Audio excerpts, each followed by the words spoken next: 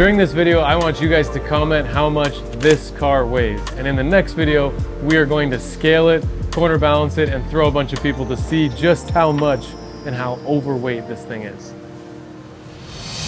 Okay, let's get into the post-event nerdy overview of how this car did at the LZ World Tour. We're gonna talk about the pros and the cons of basically a drift car setup and what we did with this. It's not specific to the wagon. It will apply to basically everyone. Starting with the front kit. I feel like the last video where Kyle, over there, he's gone, didn't do justice on why we run an E36 knuckle on these E46s and basically any E-chassis. And I'm gonna tell you all of the reasons here. So come hither. I'm actually gonna raise the car, then we're gonna look underneath. Speed it up, Jack. Starting with the point at which the car touches the pavement, which is the first point of contact and kind of where everything starts, the tires. Not a fan of these Falcons. They're kind of old technology. These have been in Mike's garage for a long time, but it's all we had that fit. I had some old Velinos that were 245, but they were a little big and they were down to like 30%. So we ran these. It was fine for this event, but I wouldn't recommend running them for fronts. Let's turn the wheel and take a look. Okay, so looking at the kit from this perspective, we can see just about everything that's going on. You can see this pretty decent little powder ding here. That's because we tried something. We threaded a bolt into the knuckle there, which is acting as a trailing wheel bump stop. All it does is prevent the over-centering on the trailing wheel. The trailing wheel does not have much pressure on it, but it does waver slightly still, and I wanted to just eliminate that completely. Adam LZ was the first guy to say, hey, we should try doing this. So we did it, and it works great. Basically, it just limits that very slight pressure where the wheel is able to move. Works perfect all event. Then we have our lead wheel bump stop here. You can see that's contacting the control arm with lots of clearance to the frame and to the arm. We could have gone in further than this.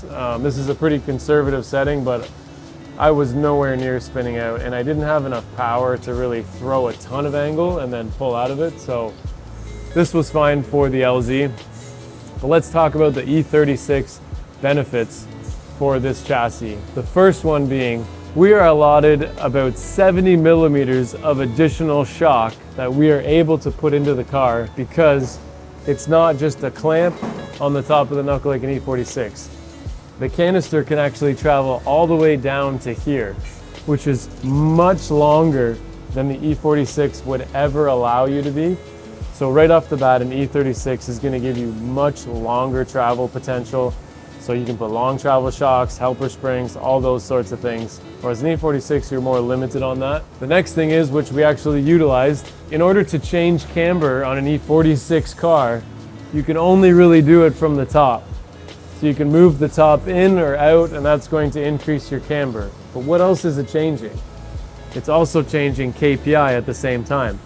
With an E36 knuckle, we're able to change camber at the wheel separate from KPI. So where I've left this mount and I have not moved it, I can actually increase and decrease camber by adding shims between these two bolts and the knuckle. So I added one washer between the knuckle and this bracket, basically the lower mount of the coilover, and it changed 1.5 degrees of camber, just one washer. I was able to perfect my tire grip level, the jacking, all independent from KPI, whereas most kits you have to change KPI and camber at the same time.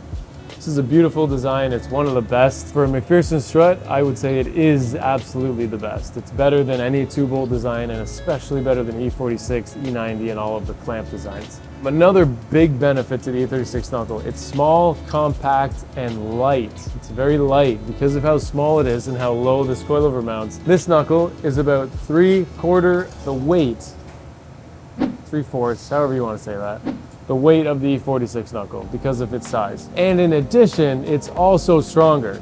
So we have, what was that, 5 or 6 reasons just off the top of my head that make this a better setup than the E46 knuckle. There are some other additional benefits to it as well, but we did steal the geometry from the E36 knuckle and apply it to our E46 knuckle. So I would say OEM to OEM, the E36 has better trail as well, but we took that trail and that geometry and we applied it to both of our knuckles. So that sums up why we do this. Whatever coilovers you have, if they're E46 already, you should be able to just buy this lower mount from whatever coilover company you use and convert your coilover to E36 by purchasing this lower mount. So all in all, everyone should be doing it because it is infinitely better.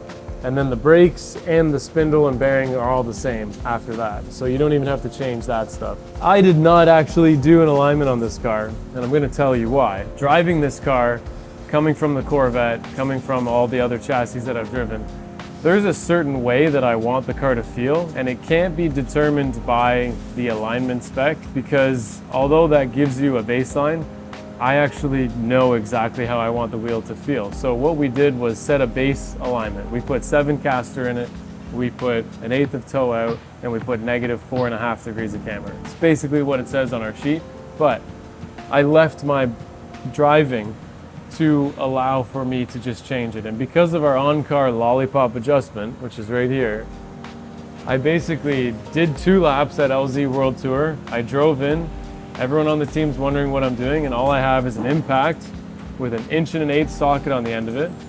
I turn the wheel, I reach in, I zap this smooth adjuster loose, I spun this jam nut closer to here, and then I tightened it, and I effectively added probably 1.5 degrees of caster.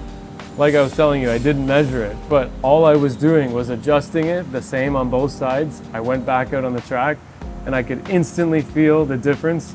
I wanted my wheel to feel a little bit heavier and have a little harder self-steer, and I also wanted to be able to full throttle transition. Because of how light the wheel was, full throttle transition caused me to over-rotate, making the steering wheel a little heavier, adding some caster in the front end. I was eventually able to full throttle, no lift, transition, which inevitably made this wagon faster than most cars through that middle section. Even though it weighs a ton, most guys are lifting there. Some of them are even handbraking there. There's no way that they'll be able to keep up if I'm full throttle through both transitions. So through those adjustments, I was able to make the car behave the way that the Corvette does, which the Corvette loves full throttle transitions. From there, more reports on the front. Absolutely love the titanium exhaust. You can see the color piercing through. All the upgraded coolant system was great. This brace here makes this stud a double shear, so it doesn't matter who we hit or what we do. This is going to ensure our subframe does not get bent or ruined. That's a beautiful thing. In the front end, I think that's about it. It just did great. Let's go to the back. On our way to the back, we have Adam LZ, Chelsea Denofa, Keep It Re, and then, ooh, we've got a big one here. On our new tandems, Adam LZ. Look how deep that is.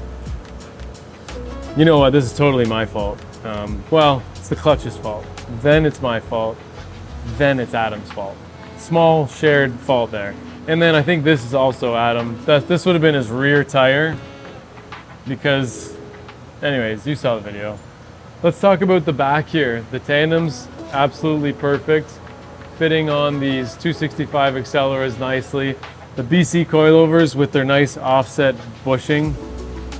Pillow ball gives a true coilover enough room. You can see the tip of Mike over here with his signature Scream guy, the guy with Scream face. Anyways, his tips always look like that guy. And then coming underneath, we have the coolant system, which worked great. Drew made this forever ago. The new Nuke Performance fill, which was also great. And then of course, the grip kit, which we had too much grip out of this thing. So we had to keep airing up the tires. You know, to slow a car down that has 500 horsepower, this has 470 horsepower, the car mechanically needs to make some grip in order for like an Accelera to bog an engine like this down, and we certainly did. We had to run fairly high pressures. It's high PSI to hit, 18 PSI, and he's like, whoa. And I'm happy that the diff, the axles, and the drivetrain all held up. Transmission was fine, but shifting was horrible. But yeah, the grip kit did not skip a beat. Even with the wheel hit on the side, nothing changed with the alignment. The toe plates up front, we're actually running 3. These are such a breeze to drop in. It was amazing. Really awesome. The brake setup was awesome. The Willwood brackets and calipers that we installed. It's actually the same caliper we use on our Corvette dual caliper kit. It was all fantastic, especially once you got some heat into the pads. Really, really sticky. Nothing to report on other than adjusting for tire wear was awesome. The grip was crazy. The dampening adjustments were minimal. And this car honestly it was one of the fastest cars off the line, mostly due to the grip kit plus the weight of this thing. If you've ever seen no prep drag, some of them have stands in their trunk where they put 45-pound weightlifting plates in the back of the car. Great for going in a straight line, but as soon as you want to turn, it'd be like rolling, what would it be? Rolling a 150-pound ball down the floor, and then you instantly try to change its direction. It's not gonna happen very easily. So imagine doing that with like hundreds of extra pounds, which is what this car is. You start to realize that you don't blame the tires a whole lot when you turn one way and the car wants to go the other. We can take a quick peek inside the car where there are some things that I absolutely hate. Let's take a look. Yep. Okay, so inside the car, absolutely hated this dash. This is a tablet, a Samsung tablet, something. Very inconsistent battery interference, disconnecting. Handbrake was amazing. I probably would have liked it maybe 2 inches closer to myself. And then there's a certain angle that you want to maintain from the handle to the master where it'll never allow this shaft to be overloaded and bend. So it kind of is in the sweet spot. It wasn't bad. It was similar to the Vet, so it was fine. This shifter, I don't think it's the PMC. I think it's the ZF trans in this tunnel. But this tunnel needs a plate weld. First to fourth one. So yeah, you can see the movement of the tunnel. So this needs a plate welded here, and this needs to be way more solid. Because it was not wanting to go in gear. It was bad. It was really bad. And this is specific to, I would say, competition, because you're launching and shifting quick. I think any day driving like for a fun event, you'd never know or care. But as soon as you're launching, watching a car and maintaining proximity, you're slipping the clutch, you're trying to do everything you can. If it doesn't shift, like, you're screwed. And I know I'm used to racing transmissions and whatever, but man, I was still babying it, and it was like, this, I'm almost excited to use it, but hopefully never on my car. I'm gonna just keep it at that. I would love to just bust this cap off, strike it, just hopefully not on my own car. You can buy these on our website, www.ftfrayshop.com. This is a E100, meaning this will blast you for 100 seconds. You can get an E50, but we don't sell them. They're smaller, but I figured the 100, better safe than sorry. You'd hate to run it 50 seconds and then you needed another 50. So I think if you ran this for 50 seconds and you didn't need it anymore, you'd be like, oh, whatever. We just need to install the D&D harnesses in the back. I'm happy with the steering wheel position.